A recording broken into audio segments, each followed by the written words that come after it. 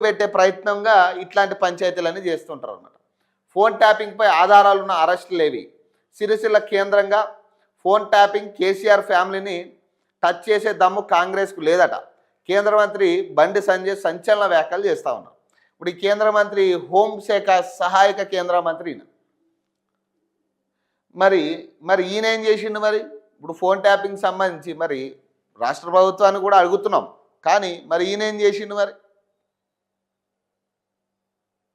ఏదైనా ఒక అంశం బయటకు వచ్చినప్పుడు ఇక దాని మీద ప్రతి ఒక్కళ్ళు ఒక ప్రెస్ మీట్ పెట్టి ఇక దాని మీద మాట్లాడాలి. ఎందుకంటే అది హాట్ టాపిక్ కదా, ట్రెండింగ్ టాపిక్ కాబట్టి ఈ అందరూ ప్రెస్ మీట్లు పెట్టి అదే టాపిక్ మాట్లాడతారు.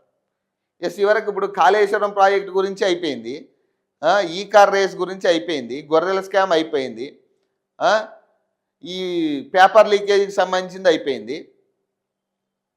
ఆ మధ్యన ఏదో మన ఈ కరెంటుకి సంబంధించింది కూడా ఏదో అవకతవకలు జరిగాయని అప్పుడు కూడా ఏదో వార్తలు వచ్చినాయి. దానికి సంబంధించి అసలు కనీసం అసలు ఒక పురోగతి లేదు, అసలు ఆ కేసు ఏమైందో కూడా తెలియదు ఇప్పటికి.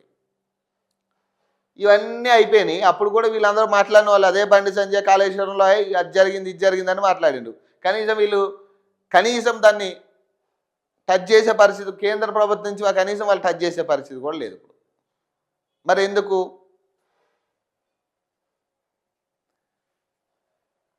ఫోన్ ట్యాపింగ్తో పాటు అవినీతి అరాచకాలకు పాల్పడిన కేసీఆర్ కుటుంబాన్ని టచ్ చేసే దమ్ము కాంగ్రెస్ ప్రభుత్వానికి లేదని కేంద్ర మంత్రి బండి సంజయ్ సంచలన వ్యాఖ్యలు చేసిరట. శుక్రవారం కరీంనగర్లో మీడియాతో మాట్లాడిన ఆయన ఢిల్లీకి ముడుపుల కోసమే ఫోన్ ట్యాపింగ్ విచారణ సాగిస్తున్నారని ఆరోపించారట. అన్ని ఆధారాలు సాక్ష్యాధారాలు ఉన్న ఆఖరుకు జడ్జిల ఫోన్లను కూడా ట్యాప్ చేసినట్లు తెలిసినా ఎందుకు అరెస్ట్ చేయడం లేదని ప్రశ్నించారట. అసలు కారకులైన వాళ్లను సాక్షిగా పిలిచి విచారణ పేరుతో వాంగ్మూలను నమోదు చేయడం ఏంటని నిలదీశారట. సిట్ విచారణ టీవీ సీరియల్ను మించి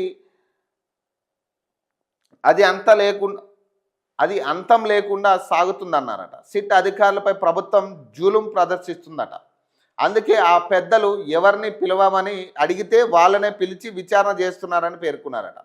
సిరిసిల్ల కేంద్రంగా వార్ రూమ్ను ఏర్పాటు చేసి ఫోన్ ట్యాపింగ్ చేశారని తాను చాలాసార్లు చెప్పానని బండి గుర్తు చేశారట. రియల్ ఎస్టేట్ బిల్డర్లు, వ్యాపారులను, సినీ నటులను బెదిరించి బీఆర్ఎస్ పార్టీకి ఎలక్ట్రల్ బాండ్స్ కొనుగోలు చేయించారని అన్నారు. కేటీఆర్ ఫోన్ ట్యాపింగ్ దొంగ అని